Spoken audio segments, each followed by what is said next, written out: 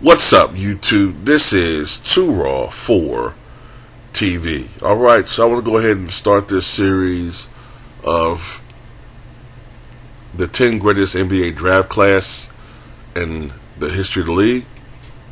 Now, of course, this is just my opinion. You may have a different conclusion. You may have different draft classes, or you may have them in different orders. At number 10, I have the 1998 draft. Now, of course, this was the very first draft as we were coming into the post-Michael Jordan age.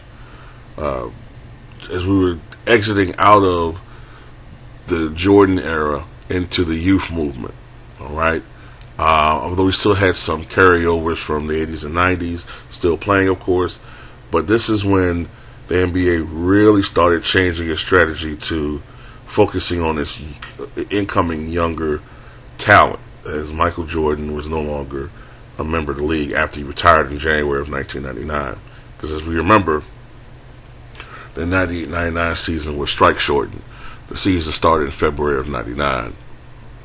But what we remember about that particular draft, the 98 draft, was that we saw players that would dominate the NBA over the next decade and a half, and we saw players that would change the fortunes of a few franchises. That being, one of them being the Dallas Mavericks, the other one being the Sacramento Kings, another one being the Boston Celtics, another one being the Toronto Raptors. Now, the Raptors, who had only been in the league a few years at that time, had been a pretty poor franchise. Now, they had some good talent there. They had, Damon Stoudemire and Alvin Robertson for a couple of years, but they didn't really have any good teams. And that changed with the acquisition of Vince Carter. Now, if I remember correctly, the Raptors actually drafted Antoine Jameson, I believe it was, but he was traded draft day in exchange for Vince Carter, because I think Vince Carter was acquired by the Golden State Warriors. So Jameson went to the Warriors, Vince Carter went to the Raptors, and the rest was history. Okay. And, at the time, Trace McGrady was already there. His cousin. Alright, so Dirk was initially drafted by the Bucks, but he was traded, I think, draft day for Robert Tractor Trailer, who had been drafted by the Dallas Mavericks. Now, at the time, this was seen as saving Tractor Trailer because Dallas had such a terrible history. Ever since the 80s at least. Well, since I'd say the 90s, the Dallas Mavericks have been one of the worst franchises in the NBA, whereas Milwaukee, while they weren't really good at that time, I would have said in 98 maybe Milwaukee had a better future. That wasn't to be. Dirk went on to become a Dallas Maverick legend, winning a championship in 2011. Also in that draft, I think the Bucks acquired Pat Garrity. Pat Garrity, I think, was part of that Tractor Trailer trade, Robert Tractor Trailer trade. And then when he went to Dallas, I think he was traded to Phoenix, if I'm not mistaken, for a trade for Steve Nash. So I think that's how Steve Nash was acquired from Phoenix to Dallas. I remember, of course, in the earlier years with Dirk Nowitzki, he was in the backcourt with Dirk. And those were part of those really good but not quite championship level Mavericks teams. There was also the same draft where Paul Pierce debuted in the NBA. Of course, Boston has such a great history, but Boston fell on hard times after the retirement of Larry Bird and Kevin McHale. They had some very lean years, and Paul Pierce had some, responsibilities and, a lot of pressure on him to try to turn around a franchise. Well, of course, Paul Pierce was not Larry Bird. He was not Bill Russell. But he did help eventually to lead the team to at least one more championship before his career was over back in 2008. And of course, he was Finals MVP. And then, of course, one other team that made a jump that year were, of course, the Sacramento Kings.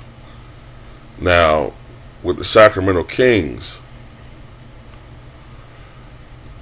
I believe they acquired Jason Williams in that draft, if I'm not mistaken. And, of course, Jason Williams, he was never my favorite guy, man. I'm talking about the point guard, White Chocolate. I just never liked low percentage shooting guys. I know a lot of times they were now, look, don't get me wrong. I've grown to appreciate that field goal percentage is not everything. And you got to look at certain situations. With Kobe, especially with Allen Iverson, you got to understand, the way the game was played. You got to understand their teammates. You got to understand that defenses were geared to stop them. They didn't really have many other guys to help them to space the floor, get them easier shots. So I understand why their field goal percentages were lower. Look the way the game was played, etc., etc. But I just was never a fan of Jason Williams, man. I just was never a fan of a guy that shoots, 38% from the floor and 28% from three and leading the league or top 2 or 3 in turnovers. I just look at the guy as a very inefficient shooter. Same way I did not particularly care for Antoine Walker. Antoine Walker had 1 year, man, where he shot 38% from the floor, 28% from three, and 63% from the foul line. That's not an efficient score, no matter how you want to slice that cake. But that was still a very, very eventful draft, man. No matter how you look at it. Number 1 pick was, of course, a bust, and Michael Olowokandi. The number 2 pick was Mike Bibby, who I believe ultimately was traded, of course, to the Sacramento Kings. And he would be also one of the players, along with Jason Williams. And I think, I'm trying to remember that team. I remember was another piece that was added that year. Now, of course, going into 99, I think that year, 98, 99, that was also when Chris Webber, who was already an NBA player, he was acquired via trade. And I remember when he was traded there, man, a lot of people said, man, that you might as well just end his career. You're trading him from a bad team, which was the Wizards, but at least it looked like they could be the team of the future. And now you're trading them to the Kings. You're trading them to, you might as well trade them to Siberia. But then, of course, that was the best years of Chris Webber's career. And I do still believe that in 2002, they got robbed against the Lakers in Game 6. But anyway, Rafe LaFrentz was drafted by the Denver Nuggets. Of course, I remember him more for being with the Dallas Mavericks. I can't remember whether or not he was traded. I think he played for Denver a couple years, then went to Dallas, excuse me. Number 1, Antoine Jameson. Number 4 in the first round of pick, of course, was Antoine Jameson, who was drafted by the Raptors but then traded to Golden State. Okay, I see now. Mike Bibby, Vancouver Grizzlies, and he must have later on. Let me check something out right here. Let me look at Mike Bibby right quick.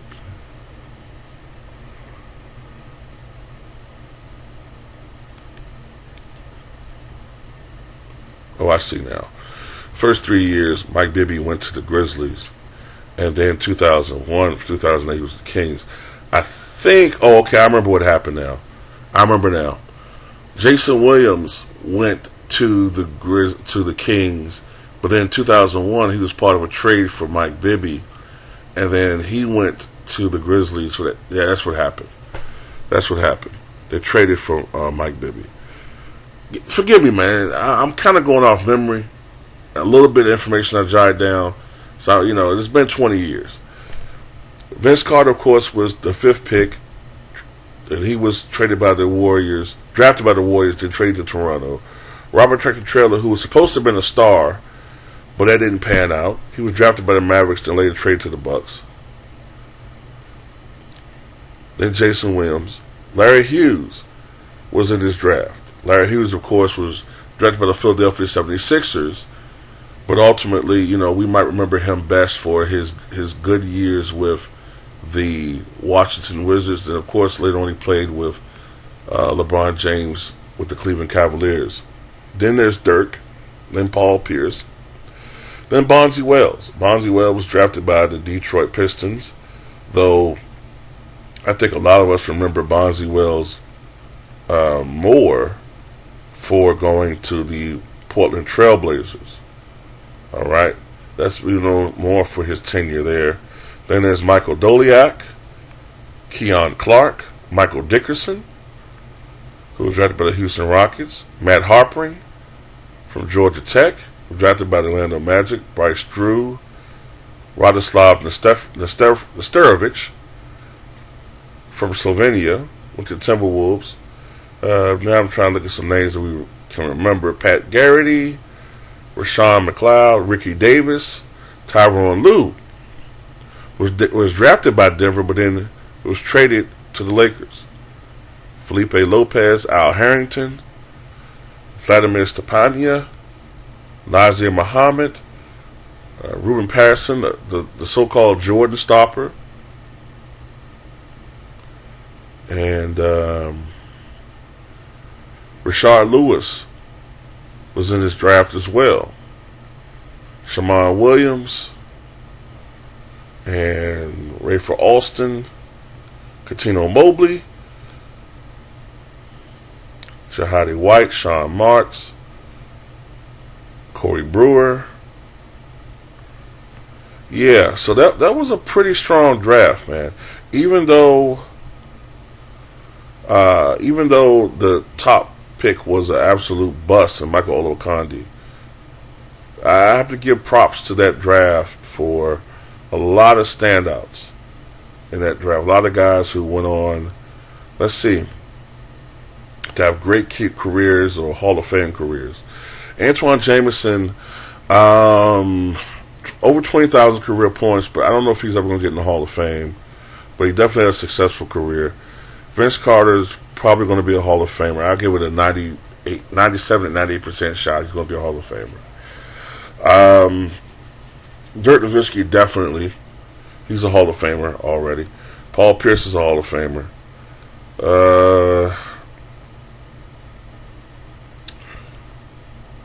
So, just looking at these guys. Okay, so that's 3 Hall of Famers in that draft. And one guy who, considering how they're going to put a guy like... the fact they're going to put a guy like Draymond Green in the Hall of Fame, I don't know how you don't put Antoine Jameson in. Over 20,000 career points. How many times was he an All-Star? 2 times an All-Star. He was 6th Man of the Year winner. NBA All-Rookie Second Team. National College Player of the Year 1998. Consensus First Team All-American 98. Consensus Second Team All-American 97. ACC Player of the Year 98. 3 times First Team All-ACC. ACC Tournament MVP. ACC All-Freshman Team. Number 32 retired by the North Carolina Tar Heels. McDonald's All-American. North Carolina Mr. Basketball. 20,042 points. 8,157 rebounds. 1,761 assists. 18.5 points per game for his career. 7.5 rebounds per game. 1.6 assists. And let's see what he did in his prime.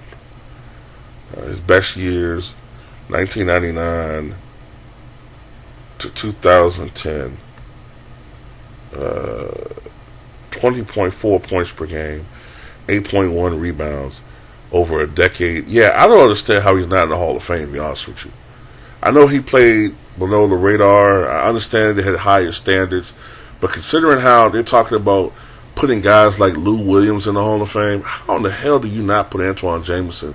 Especially when you look at his collegiate career. ACC Player of the Year, retired jersey. Yeah, you got to put them in if you're going to lower the standard like that for some of these guys playing today. But anyway, that's my pick for number 10, 1998 NBA draft. Tell me what you guys think.